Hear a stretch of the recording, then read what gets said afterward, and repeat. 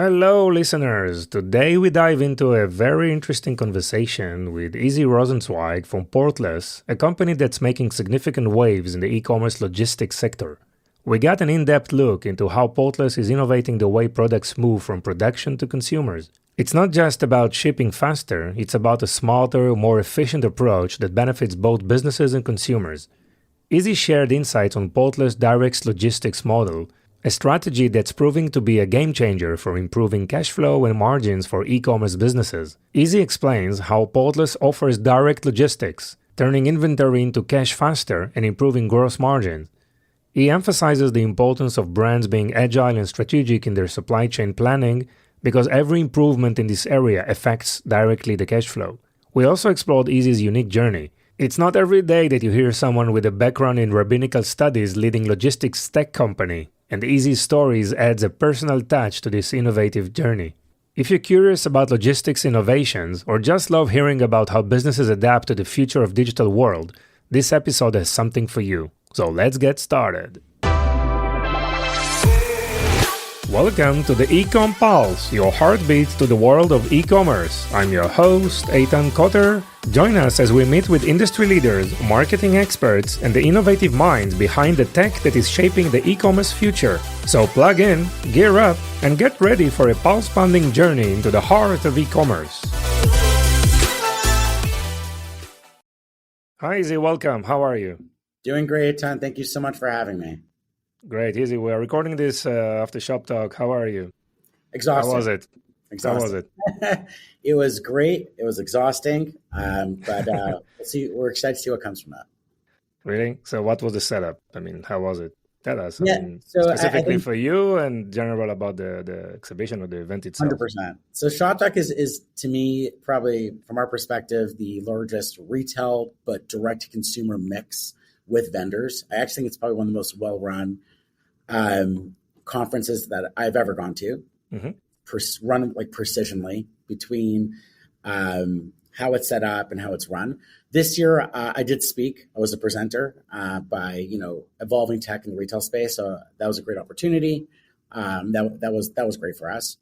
But this year, what I did different than prior years is we did a lot of pre-work. So historically, I would go to a conference and we call it hunting. You like go in the crowd and you're looking at the thing and you're Googling, are they consumer business? They're not consumer business. And you know what? I had success with those models. It's just very exhausting and very inefficient. Mm-hmm. So this year, we spent about 4 weeks in Shop Talk software, opting into both paid and non-paid meetings for potential customers and partners. And that was very successful. So instead of running around the halls and trying to read people's tags, which I still do, we had a lot of prepared meetings. And it's kind of like a speed dating. There's like a whole section. There's actually many sections of the conference, but the biggest one had, I think it was 1,300 tables. And every table, there's 2 people. And every 15 minutes, there's a swap. Wow. So that means 2,600 people, and it's full. 2,600 people are strategically meeting each other on what they believe is a very aligned interests. And I actually thought that was so powerful to see, to be a part of, and to see. 15 minutes, power meetings, either it's relevant or it's not. You find out very quickly. But it's like musical chairs. Every 15 minutes, new people are meeting. And I think the people at Shop Talk are incredible, so professional, and they just run a great organization. It's exhausting, but it has high potential, be high impact. Yes. I like the concept. It's very, very nice. What are your general feedback from the exhibition? The vibes, energy, what are the general topics that people are chatting about? Vibe and energy is always great. Mm-hmm. And I think, at least from what we've seen, is AI is always the hottest topic. But more than that, if you zoom out on a macro level, everyone is talking about profits and cash flow. So you go back 2 years or 2020, 2021, it was all about growth, right? Because why? Because public markets rewarded that. So public market rewarded that. That means your Series A investor is pushing you towards it because they want to exit the point. So everyone's growth. That conversation's out the window. It's back to the basics. It's back to healthy businesses running profitable and strategic, like thinking outside the box. AI fits in that bucket because all of a sudden people are optimizing better. it fits very well with the times. But on a macro level, it was very focused on profits and cash flow and what are the different softwares and solutions are out there. And what I'm also seeing is that really big companies are there, like Fortune 500 companies, many companies in the $1 billion plus are there, and they understand for them to lean into this new world of profits and agility, you got to look at the solutions that are out there and compete as aggressively as everybody else. So I found that really interesting. Yeah, so obviously we are in an era of profitable growth, like as a basic fundamental requirements, right? By any brand or retailer or business owner. 100%. And people, I think, trying to, or at least starting to figure out the difference between cash flow and free cash flow, right? So yes, you have a cash flow maybe in the balance sheet, but it's all allocated to inventory or some other cost. So, and I think today we're going to discuss some really interesting topics that have direct connection to profitability, logistics, supply chains, cross-border shipments. So we would love to learn more about you and your business. But I think you have probably you're like third generation of logistics and business owners, right? So I think you have a very, very unique story. Let's start with that, maybe. Absolutely. It starts with my one of my most important role models, which is my grandfather, Izzy Rosenzweig. Okay. He survived the Holocaust. He's from Poland. His family actually run a timber business in Poland for many years. So they're entrepreneurs way back. But he survived, and he had one sister in Toronto, Canada. Came to Toronto, and back then we called it the schmatze business, which is manufacturing for clothing. And he joined a factory back then, because back then most factories were local. Most product was built and created locally in Canada, US, no matter where you were. And so he worked in a factory for a while, then he started his own factory, and he grew a very successful manufacturing business. And my father joined him, and they did business around North America.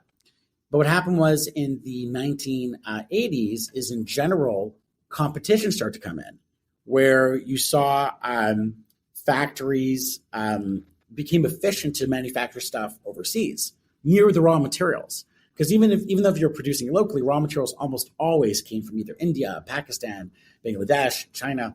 So now with shipping containers, which ship boats have been around for a very, very, very long time, but only got very efficient when they created the container industry on the shipping containers. And all of a sudden, competition started getting aggressive. So my grandfather, he went into a niche area in the fashion business and continued to do very well. But anyone that didn't either go niche or anyone that didn't pivot and manufacture overseas, most likely went out of business. So, we're very fortunate and thankful that, we went to niche and built a niche business and a successful business. But very clearly, you saw over the next 20 years, very little manufacturers existed, like from thousands to like maybe a dozen. Wow. And that to me is a once in a generational shift. These things don't happen often. They happen once in a generation. And that happened in the 1980s, and it changed the way business was done.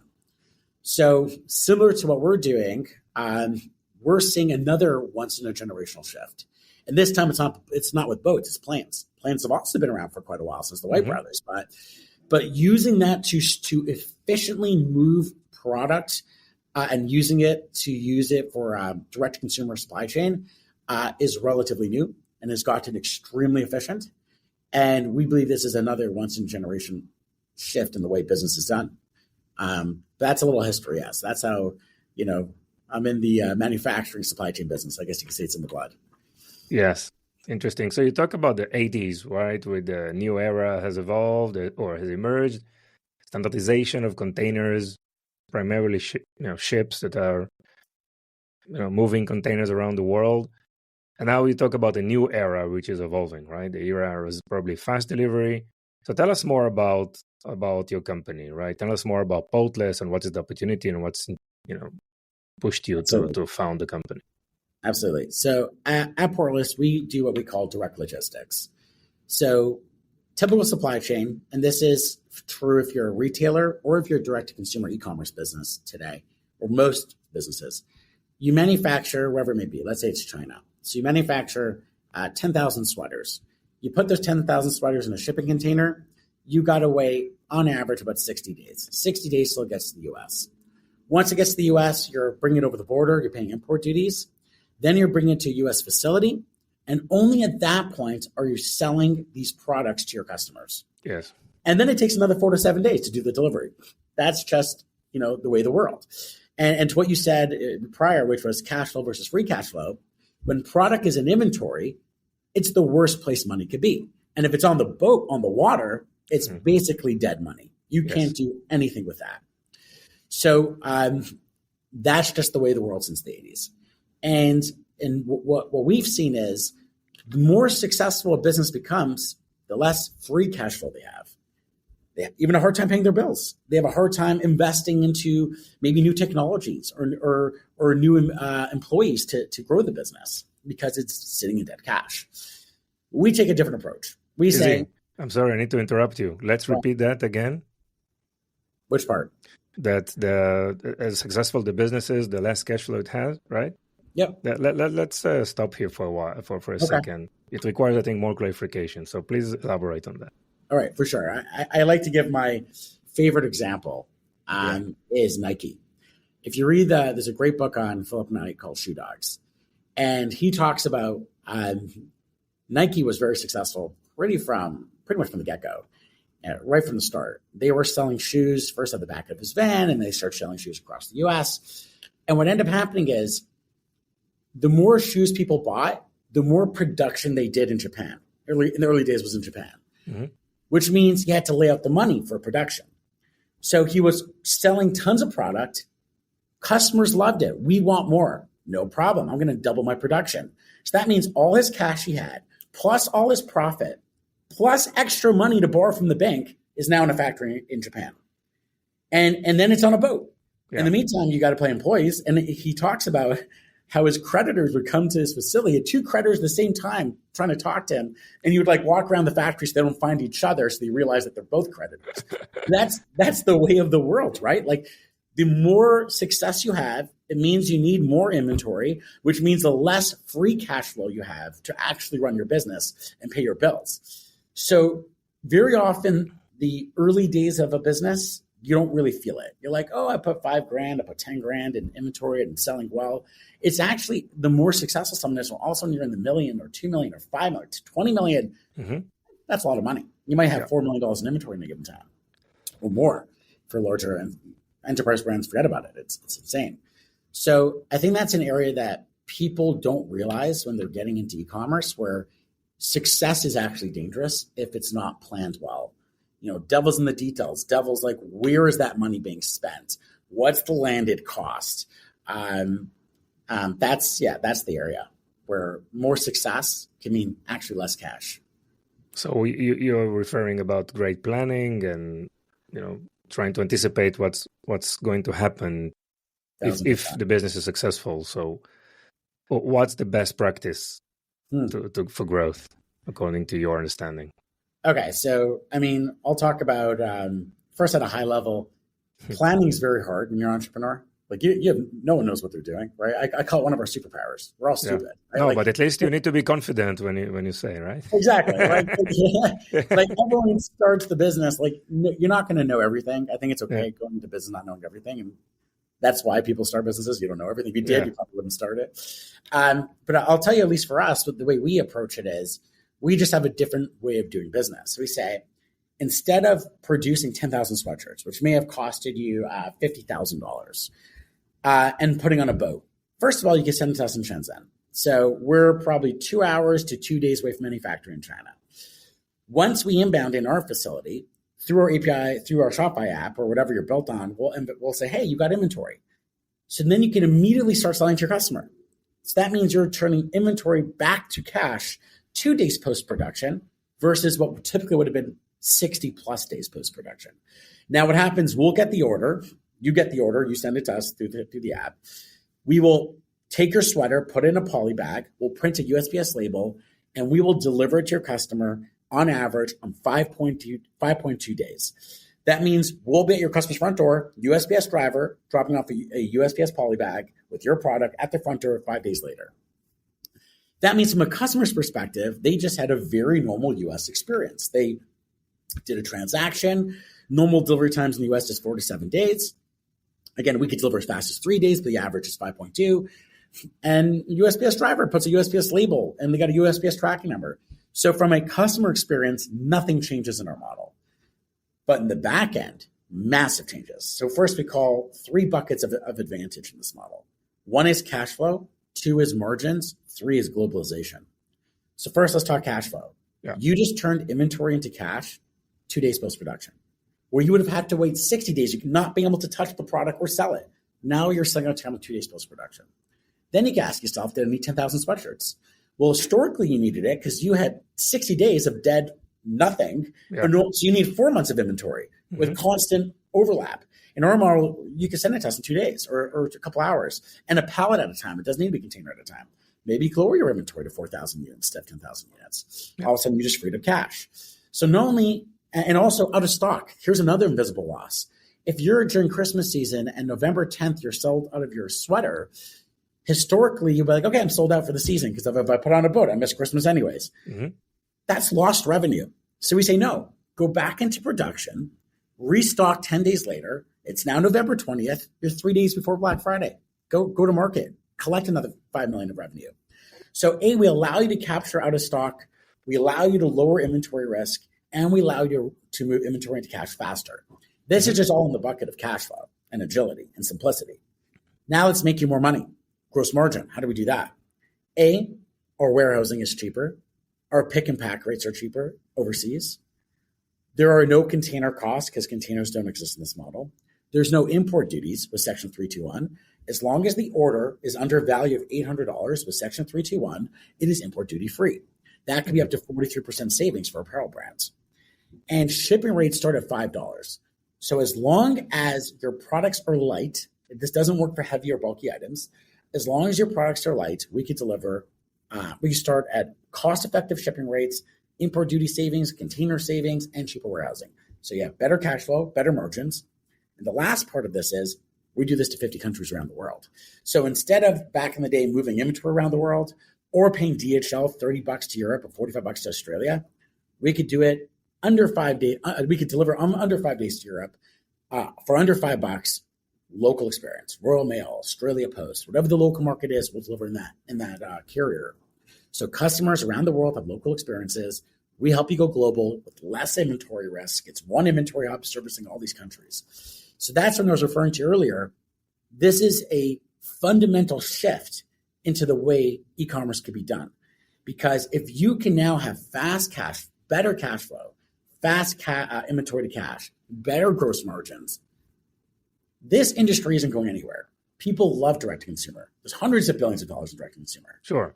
But brands need to get smarter, need to play the game differently. And this is just uniquely what we believe is a major shift, the way the game can be played and the way the business can be played, that will allow brands to be more profitable and have better free cash flow.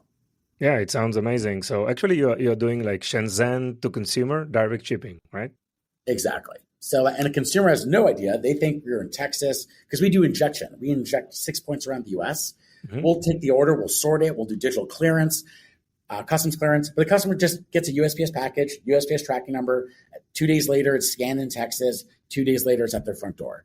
So from a consumer side, super normal U.S. experience, but from the brand side, you get all these benefits. Amazing. So because of the reduced cycles, right, and response time and delivery times, brands can take a faster decision on lower quantities in terms of commitments. They can probably broaden product line, more SKUs, and take a closer look at the profitability in a very more manageable time frame. So, tell us more about how do you do that? What's beneath the hood, right? What do you actually do? I mean, there is obviously a technology component to it. There's obviously a lot of logistics, connections. Tell us more. It's very interesting. Yeah. So from a technology side, depending on your tech stack, let's just keep it simple. Talk Shopify. You simply download a Shopify app. We're now a location. We're a location inside your. So Shopify has multi-locations. We're just a location called Portless. Mm-hmm. You send us which products you want to send to us. So let's say you add a tag Portless, or you send us a file. And then you send us inventory. So let's just say you want to start, today's March 25th. You met us today. Love the idea. Well, tomorrow we can meet you. You download the app. You just tell your factory, hey, this is the new address. You're going to send it to Portless in Shenzhen. We will inbound it. We will send you inventory updates. You sell like it is normally to your customer. We will get that order on our end. We'll do the pick and pack. And what we do on our end is we do sorting. So we will understand where your customer is, depending where they are in the world. Let's say US, 6 injection points. We will sort it as close to the customer as possible. So if your customer is in LA, we're going to put it on a pallet on a cargo space that is going to be injected near LAX. Versus if it's in New York or New Jersey, that's going to JFK. So we have to understand where it's going. Then we'll do digital clearance, customs clearance. There is no duties because it's under $800. Yeah. And then we make sure it gets delivered to your end customer. And there's many different carriers depending on the product. Cosmetics has certain products, battery products, depending on the raw materials. We need to understand the raw materials. There's a little work to do that our team discusses with the brands. But we'll make sure it goes on the right cargo plane, inject it to the right area in the US, and take care of all the digital clearances in advance.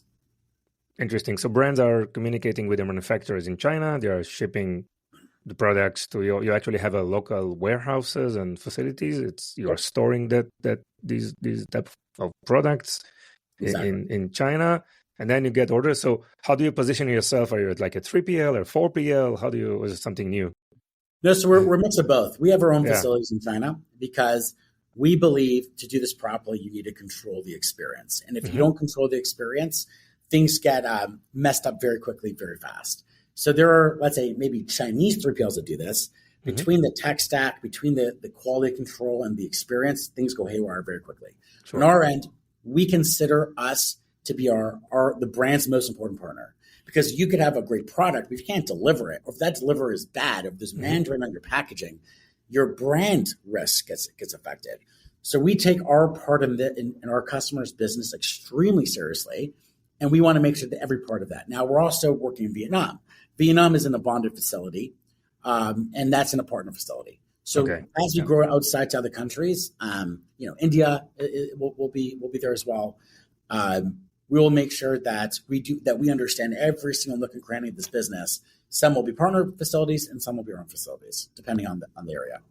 So it sounds like it's kind of a white glove type of service that you're providing, which is totally perfect in this era that we operate, right? I mean, brands are looking for more specialized type of suppliers, and they are outsourcing a lot of activities, both on the marketing side, supply chain side, obviously. So tech is not enough. Tech plus services is probably the right approach these days. So how do you feel from your experience?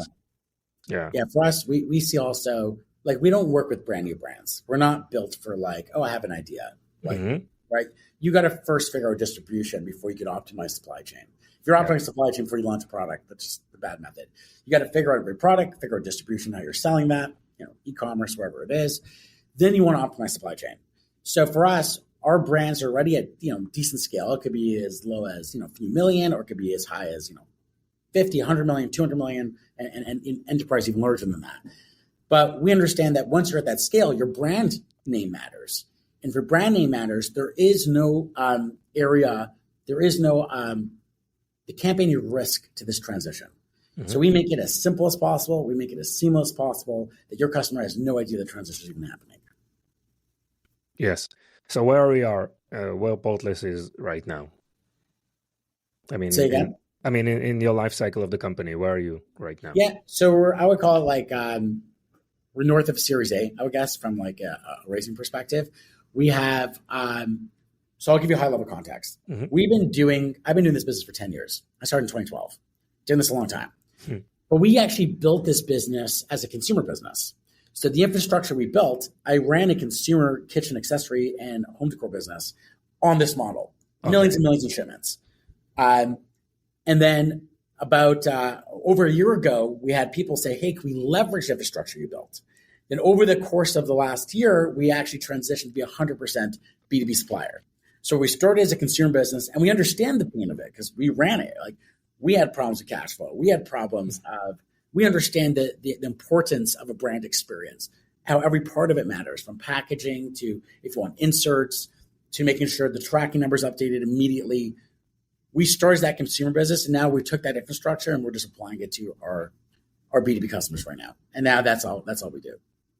So what are the good things that you hear and probably some of the challenges that you face when you go to market?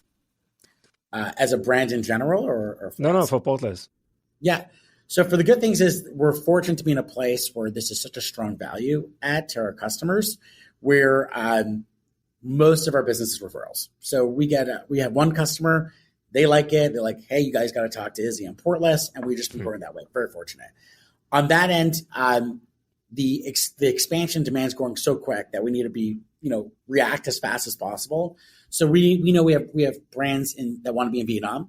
So to open up there, we don't open up any facility or any business service unless we've tested internally for months.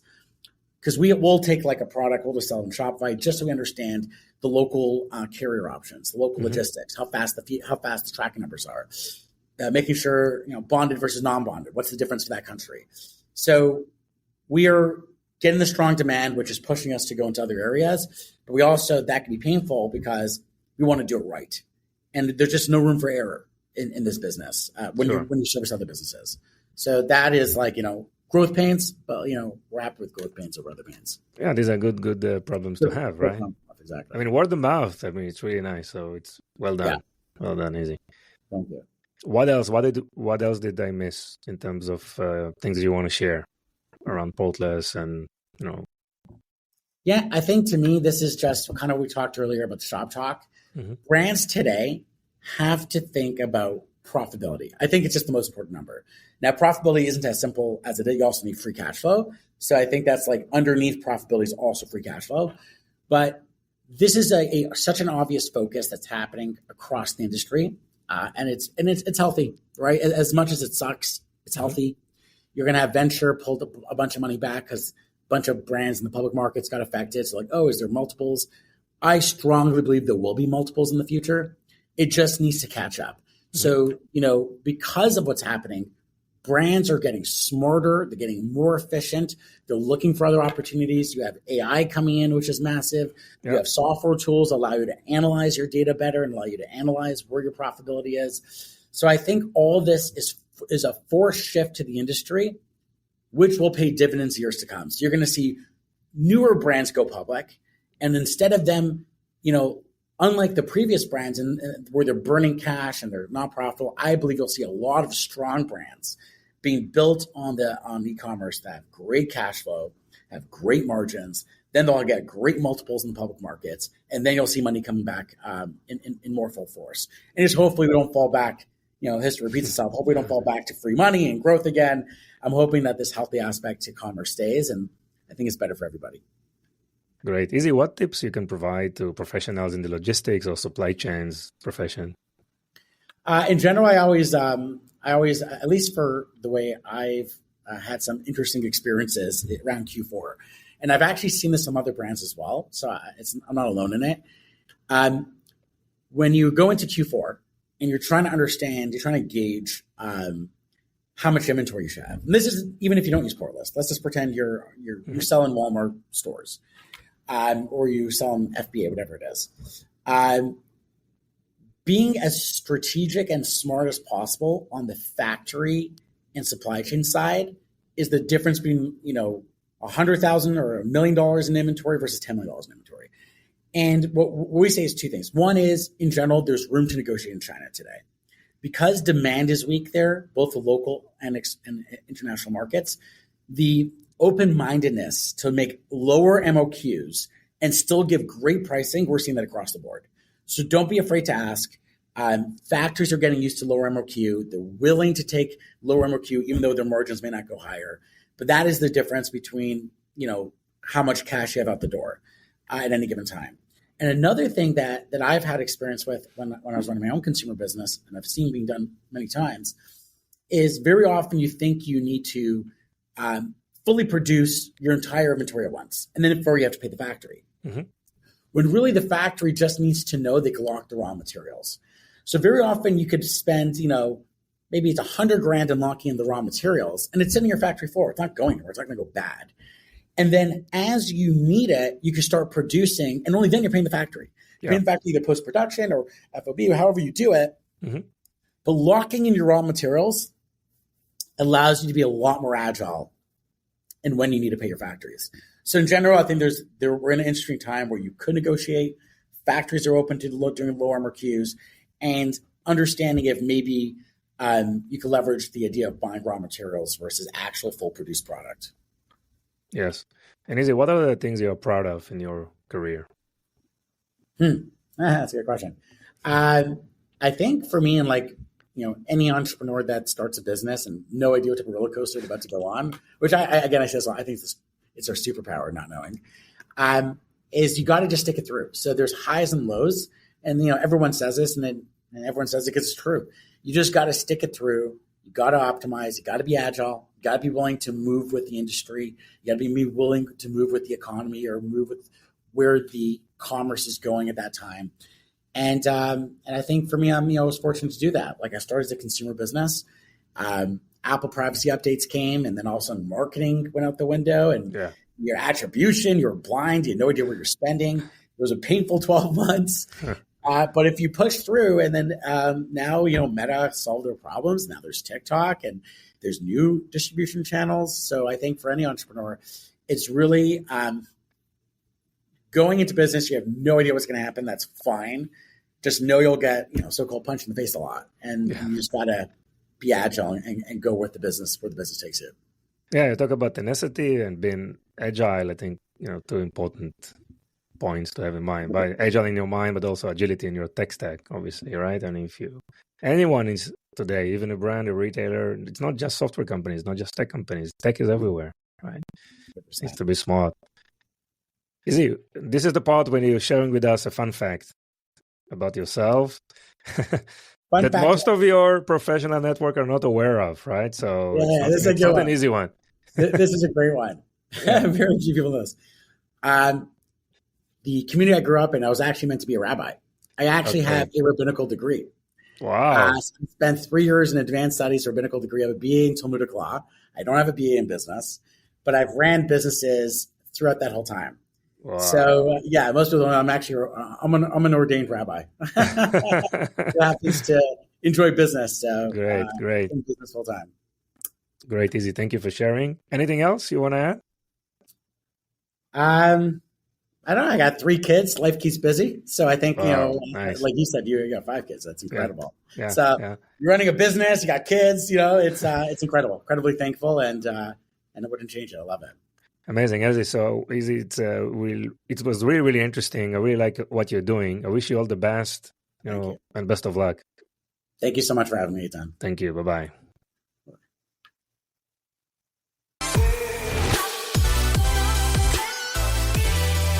Thank you for joining us on this episode. Your support means the world to us. If today's episode has been insightful for you, consider sharing it with someone who would also benefit. Even one share can make a big difference. Looking to elevate your e-commerce game? Discover Vimy, a multi-channel e-commerce platform that will transform your business with the power of shoppable video. Visit us at vimy.net to learn more. It's Vimy, VIMMI.net. Thank you for being part of our journey. Stay tuned for more invaluable insights in our next episode.